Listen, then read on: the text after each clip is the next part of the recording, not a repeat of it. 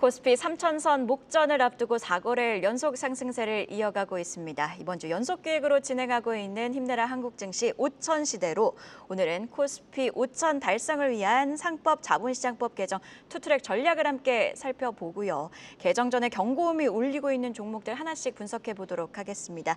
소액주주 플랫폼 액트 운용사 컨두잇 이상목 대표와 함께합니다. 어서 오세요. 네, 대표님, 최근 정부가 코리아 디스카운트 해소를 위해서 상법 개정과 자본시장법 개정이라는 투트랙 전략을 꺼내 들었더라고요. 투자자들의 기대가 좀 큰 상황인데 먼저 이 투트랙 전략이 무엇인지부터 자세히 설명 부탁드립니다.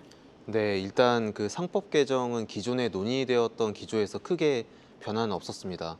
그래서 일주일 동안 뭐 큰 변화는 없었다고 볼 수 있고, 일단 상법 개정이 크게 5가지인데 이제 첫 번째가 이사 주주충실 의무 도입, 그리고 두 번째가 전자주총을 의무적으로 도입하는 것, 그리고 세 번째가 독립이사 도입하는 거고요. 네 번째가 3% 룰, 다섯 번째가 집중투표제를 의무화하는 겁니다. 그래서 지금 민주당 내에서는 1, 2번만 할 거냐 아니면 1, 2, 3, 4, 5번 5가지 모두 추진할 거냐에 대해서 여전히 조금 의견을 나누고 있는 것으로 보이고요. 또한 그 재계에서 다시 좀 상법 개정에 반대하는 목소리를 내고 있다 보니까 또 재계의 목소리도 좀 듣고 있는 단계로 보입니다. 그리고 이제 자본시장법의 경우에는 민주당의 이강일 의원이 그 합병 등의 그 가액 산정 시에 그 순자산 가치보다 하회를 할 경우 이제 순자산 가치를 하한선으로 보겠다, 이런 이제 그 안건을 발의를 했습니다.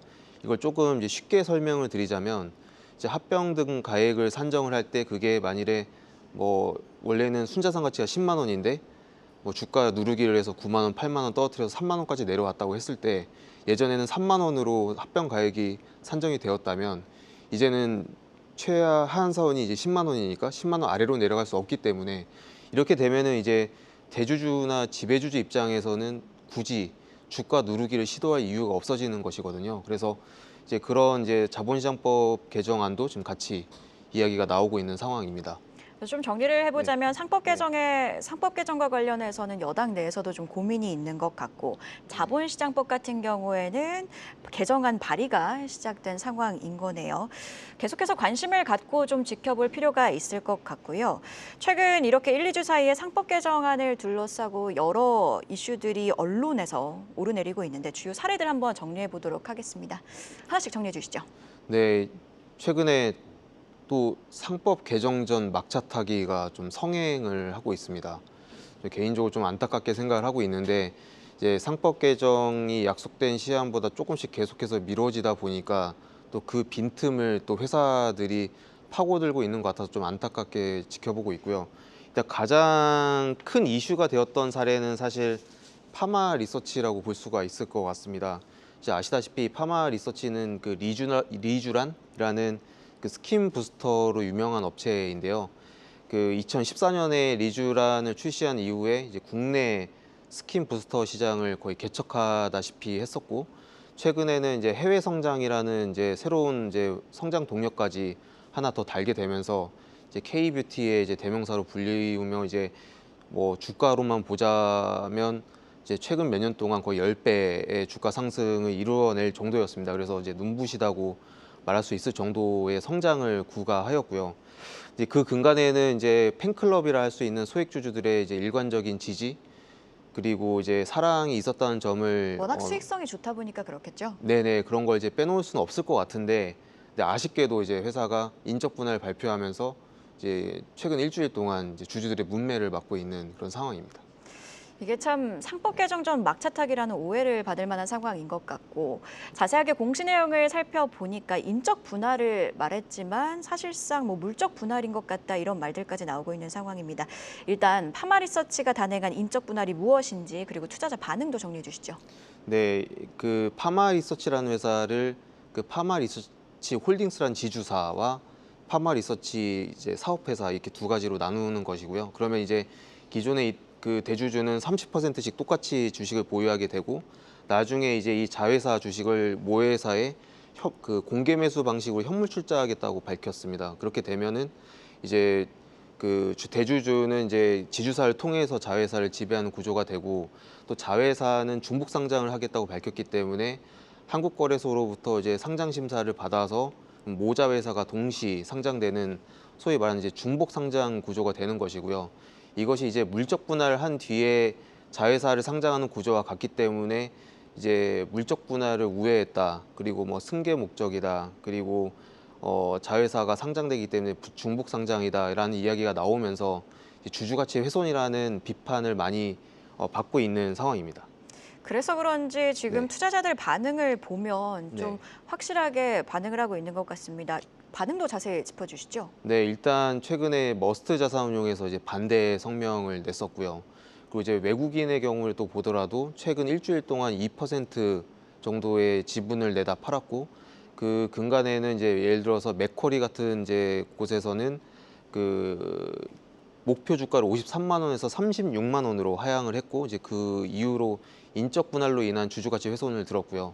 이제 소액주주들도 지금 가만히 있지 않습니다. 그래서 소액주주들도 지금 액트에 모여서 그 한국거래소의 중복 상장을 금지해달라는 탄원서 전자서명을 받고 있고요. 그래서 최근에 지금 어제 하루에만 약 2%, 약 1천억 원의 이제 그 소액주주들이 액트에 결집을 하고 있고, 전체로 보면 이제 약 4% 조금 안 되는 주주가 지금 모여서 결집을 하고 있는 그런 상황입니다. 그런데 인적 분할 네. 하나만으로 17% 정도의 주가가 급락할 수도 있는 거네요. 이건 어떻게 된 건가요? 네, 이게 뭐 여러 가지 이유가 있다고 지금 분석이 되고 있는데요. 왜냐하면 이제 17%나 빠진 데는 다 이유가 있는 것이기 때문에, 그래서 일단 기본적으로 사업회사의 가치를 75%, 이제 그 지주회사를 75%, 사업회사 25%로 봤는데, 사실 그 어떤 투자자가 보기에도 사업회사의 가치가 훨씬 더 크기 때문에 가치 산정이 좀 이해가 안 된다라는 반응이 많고요. 그리고 모회사 지주사의 이제 순자산이 4천억 규모이기 때문에 이제 4조 원으로 시작하게 되면 PBR이 1까지 하락한다라고 봤을 때는 10분의 1토막까지 날 수 있는 것이고, 그리고 사업회사의 주가는 이제 거의 최소 2배 이상 상승할 가능성이 높고, 그리고 이제 지주사의 현물 출자에서 중복 상장 구조로 가는 구조다 보니까 이제 주주 가치 훼손이 좀 눈에 보이는 상황이다, 이런 점들을 들 수 있을 것 같습니다. 지금 저희가 파마 네. 리서치의 네. 사례를 짚어봤는데 또 네. 다른 사례가 있는 것 같아요. 이번엔 롯데렌탈 사례 네. 짚어주시죠. 네, 이제 롯데렌탈의 경우에도 지금 일주일 전에 그 발표가 나서 좀 몸살을 앓았는데요. 그 롯데렌탈을 어피니티 에쿼티 파트너스가 인수를 하면서 롯데 측의 지분은 1조 원 가까이 비싸게 사주고, 소액주주에겐 피해가 가도록 저가 유증을 하는 구조인데, 이제 그 차이가 좀 심합니다. 지금 당시 주가 29,400원 대비해서 2.6배에 달하는 77,115원의 주식을 사주고, 또 저가로 29,180원에 제3자 배정 유증을 들어가게 되기 때문에 이제 대주주보다 60% 이상 낮은 가격으로 유증을 들어가는 것이고, 그 기준이 PBR 0.7배로 굉장히 낮습니다. 그래서 지금 VIP 자산운용에서 당장 멈추라는 그런 비판을 받고 있는 상황입니다. 이렇게 언급을 해주신 것처럼 매각 가격이랑 유증 가격의 차이가 크다면 주주들의 반발이 클 수밖에 없는 상황인 것 같습니다. 다른 종목들은 상황이 어떤가요?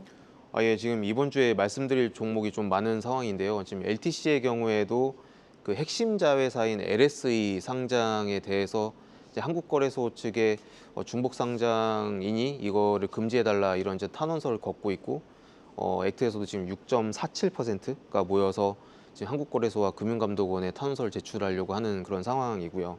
그리고 이제 텔코웨어, 한솔 PNS, 신성통상, 비올 같은 종목에서는 이제 저가로 그 자진 상장 폐지를 추진하려고 해서 좀 문제가 되고 있습니다. 그래서 이제 텔코웨어 같은 경우는 이제 막 액트에서 주주 대표가 선출이 됐고, 그 비올 같은 경우는 어떤 소액 주주는 이제 뭐 18,000원 받아야 될 것 같은데 너무 낮은 가격에 싸게 사가려고 하는 것 같다, 이런 이제 비판적인 목소리를 내고 있는 그런 상황입니다. 지금 보니까 사례가 한두 가지가 아닙니다. 법 개정의 필요성을 더욱더 절실하게 느끼게 되는 것 같은데요. 자, 그렇다면 이런 법적, 제도적 개선이 모두 이루어진다는 전제 하에 코스피 5천 시대를 열기 위해서는 궁극적으로 어떤 요건들이 더 필요하다고 보십니까? 뭐 몇 가지 전제 조건이 좀 필요할 것 같습니다. 일단 그 서두에 말씀드린 것처럼 이제 상법 개정과 자본시장법이 너무 늦어지지 않아야 될 것이고요. 이제 파마 리서치나 롯데렌탈 같은 케이스가 더 이상 나오지 않도록 상법 개정을 좀 서둘 필요가 있다 말씀드릴 수 있을 것 같고, 두 번째로는 이제 중복 상장이 더 이상 주식시장에서 이제 재발하지 않도록 파마 리서치나 LTC 같은 이제 사례가 다시 나오지 않도록 해야 될 거고, 한국거래소에서도 이제 이런 이제 주주가치 훼손이 명백한 상장을 이제 금지하는 것을 다시 한번 좀 밝혀서 이런 이제 불필요한 논란이 다시 재점화되지 않도록 하는 것이 중요할 것 같고요. 그리고 이제 대주주의 한주와 소액주주의 한주가 똑같이 취급을 받아야 될 것 같습니다. 이제 롯데렌탈이나 TA항공처럼 대주주 지분만 비싸게 사는 일이 발생해서는 안 되겠다. 그래서 이제 소액주주들의 적극적인 행동들을 통해서 이런 것들을 같이 만들어 나가야 될 것 같습니다. 네, 법 개정부터 구조적인 문제 해결 그리고 기업과 주주들의 노력까지 어느 하나 빼놓을 수가 없는 것 같습니다. 지금까지 이상목 대표였습니다. 고맙습니다. 계속해서 다양한 경제 이슈를 알고 싶다면 구독과 좋아요, 알림 설정 부탁드립니다. AI 캐스터 권미정이었습니다.